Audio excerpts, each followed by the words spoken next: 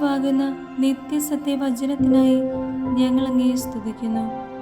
യേശുവേ, അങ്ങയുടെ പരിശുദ്ധാത്മാവിനെ നൽകി അങ്ങയുടെ മാഹാത്മ്യം കാണുവാൻ ഞങ്ങളുടെ ഉൾക്കണ്ണുകളെ തുറക്കണമേ.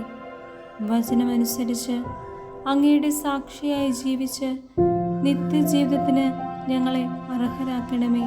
ആമേൻ. യോഹന്നാന് ലഭിച്ച വെളിപാട് 16-ാം അധ്യായം 1 മുതലുള്ള തിരുവചനങ്ങൾ. ക്രോധത്തിന്റെ പാത്രങ്ങൾ. ശ്രീകോവിലിൽ നിന്ന് ആ 7 ദൂതന്മാരോട് പറയുന്നൊരു വലിയ സ്വരം ഞാൻ കേട്ടു.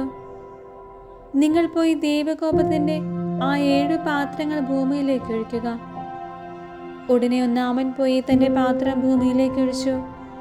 അപ്പോൾ മൃഗത്തിന്റെ മുദ്രയുള്ളവരും അതിന്റെ പ്രതിമയെ ആരാധിക്കുന്നവരുമായ മനുഷ്യരുടെ ശരീരത്തിൽ ദുർഗന്ധം വമിക്കുന്ന വ്രണങ്ങൾ ഉണ്ടായി. രണ്ടാമൻ തന്റെ പാത്രം കടലിലേക്ക് ഒഴിച്ചു. അപ്പോൾ കടൽ മരിച്ചവന്റെ രക്തം പോലെയായി.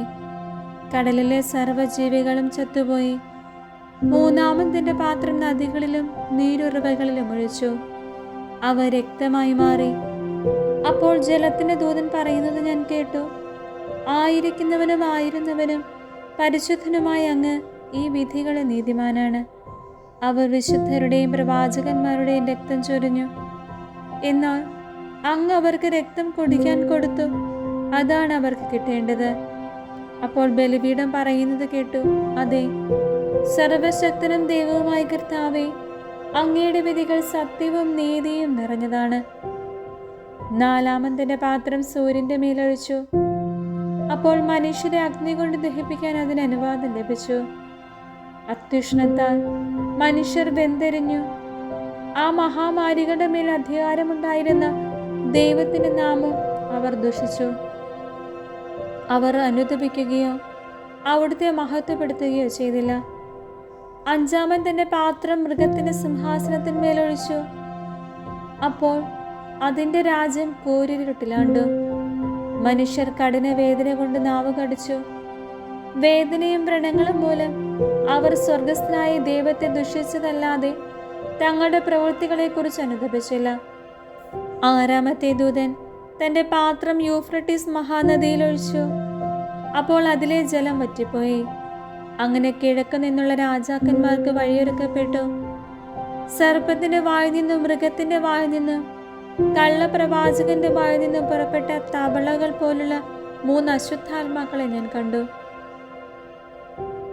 അവർ സർവശക്തനായ ദൈവത്തിന്റെ മഹാദിനത്തിലെ യുദ്ധത്തിനായി ലോകമെമ്പാടുമുള്ള രാജാക്കന്മാരെ ഒന്നിച്ചുകൂട്ടാൻ പുറപ്പെട്ടവരും അടയാളങ്ങൾ കാണിക്കുന്നവരുമായ പൈശാചിക ആത്മാക്കളാണ്. ഇതാ, ഞാൻ കള്ളനെ പോലെ വരുന്നു. നഗ്നനായി മറ്റുള്ളവരുടെ മുമ്പിൽ ലജ്ജിതനായി തീരാതെ വസ്ത്രം ധരിച്ചുണർന്നിരിക്കുന്നവൻ ഭാഗ്യവാൻ. ഹെബ്രായ ഭാഷയിൽ ഹർമാഗെദോൻ എന്ന് വിളിക്കപ്പെടുന്ന സ്ഥലത്ത് അവർ അവരെ ഒന്നിച്ചുകൂട്ടി. ഏഴാമൻ തന്റെ പാത്രം അന്തരീക്ഷത്തിലൊഴിച്ചു.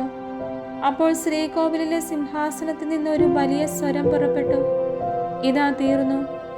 അപ്പോൾ മിന്നൽ പിണരുകളും ഉച്ചഘോഷങ്ങളും ഇടിമുഴക്കങ്ങളും ഭൂമിയിൽ മനുഷ്യരുണ്ടായതു മുതൽ ഇന്നോളം സംഭവിച്ചിട്ടില്ലാത്ത വിധം അത്ര വലിയ ഭൂകമ്പവുമുണ്ടായി. മഹാനഗരം 3 പിളർന്നു. ജനതകളുടെ പട്ടണങ്ങൾ നിലംപതിച്ചു. തന്റെ ഉഗ്രക്രോധത്തിന് ചഷകം മട്ടുവരെ കുടിപ്പിക്കാൻ വേണ്ടി മഹാബാബിലോണിനെ ദൈവം പ്രത്യേകം ഓർമ്മിച്ചു. ദ്വീപുകളെല്ലാം ഓടിയൊളിച്ചു. പർവ്വതങ്ങൾ കാണാതായി. താലന്തുകളുടെ ഭാരമുള്ള വലിയ കല്ലുകളുടെ പെരുമഴ ആകാശത്തു നിന്ന് മനുഷ്യരുടെ മേൽ പതിച്ചു. കന്മഴയാകുന്ന മഹാമാരി നിമിത്തം മനുഷ്യർ ദൈവത്തെ ദൂഷിച്ചു. അത് അത്ര ഭയങ്കരമായിരുന്നു.